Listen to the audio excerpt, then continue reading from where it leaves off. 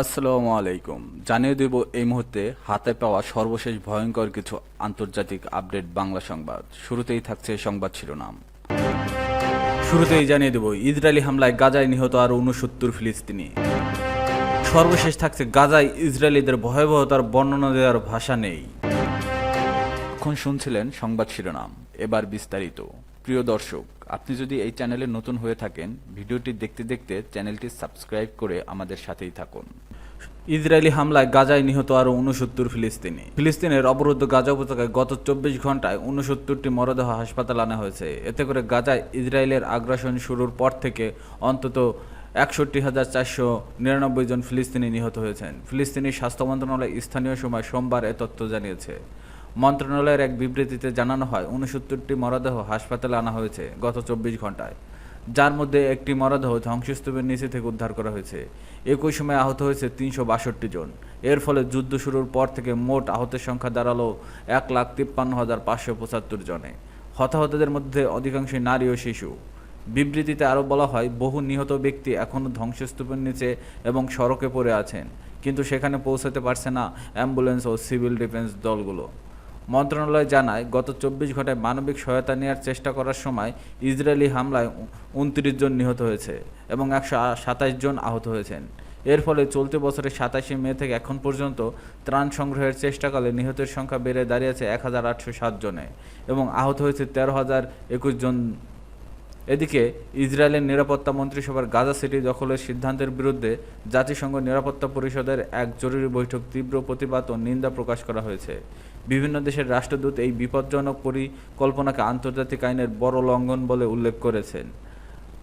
রাশিয়ার জাতিসংঘ স্থায়ী প্রতিনিধি দিমিত্রি পোলিনিয়াসকি বলেন, ইসরায়েলের এক বেপরোয়া পরিকল্পনার মাধ্যমে সংঘাতের তীব্রতা বাড়তে চাইছে। তিনি বলেন, সাম্প্রতিক কূটনৈতিক প্রচেষ্টায় হামাসের কাছ থেকে 140 জনের বেশি জিম্মিকে মুক্তি দেওয়া সম্ভব হলেও এখনও ইসরায়েলের আরও সহিংসতার পথ বেছে নিয়েছে, যা মানবতার বিরুদ্ধে অপরাধের শামিল।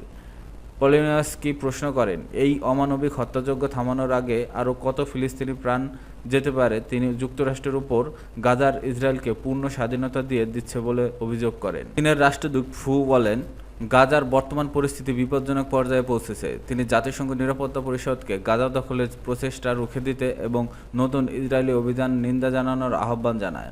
তিনি সামরিক পন্থাকে সংকট সমাধানের পথ হিসেবে অগ্রাহ্য করে এবং গাজায় ত্রাণ প্রবেশের জন্য দ্বার খুলে দেওয়ার গুরুত্ব তুলে ধরেন। গাজায় ইসরায়েলিদের ভয়াবহতার বর্ণনা দেওয়ার ভাষা নেই। গাজা উপত্যকার স্বেচ্ছাসেবী হিসেবে কাজ করা আন্তর্জাতিক মানবিক স্বাস্থ্য সংস্থা ডক্টরস উইদাউট বর্ডার্স এর শিশুরোগ বিশেষজ্ঞ ও মানবিক সহায়তা কর্মী ডাক্তার আকসা দুররানি ইসরায়েলের বাহিনীর নির্মম হামলা ও মানবিক বিপর্যয়ের চিত্র তুলে ধরেছেন।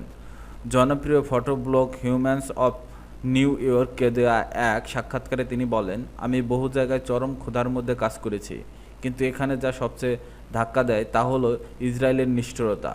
এটি যে ইচ্ছাকৃত তা স্পষ্ট। আমি গাজায় 2 মাস ছিলাম, যা ঘটেছে তার ভয়াবহতার বর্ণনা দেওয়ার ভাষা নেই। ডাক্তার দুররানি জানান, গাজার বিভিন্ন হাসপাতালে যুদ্ধাহত শিশুদের অবস্থা বিভৎস।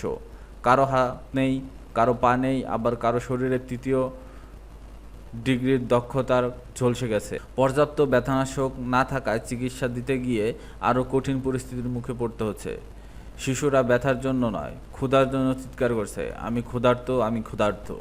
আকসার দুররানি তার ফিলিস্তিনি সহকর্মীদের দুর্দশার কথাও তুলে ধরেন, যারা নিজেরাও খাদ্য ও বিশ্রামের সংকটে ভুগছেন, অথচ রোগীদের চিকিৎসা দিতে নিরন্তর চেষ্টা চালিয়ে যাচ্ছেন। তিনি জানান, তাদের কেউ কেউ তাঁবুতে বসবাস করছেন।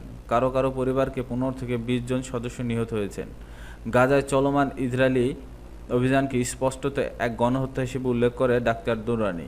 তিনি বলেন, এমন বর্বরতা থামাতে না পারায় আমি লজ্জিত। তথ্যসূত্র আল জাজিরা ও হিউম্যান অব নিউ ইয়র্ক।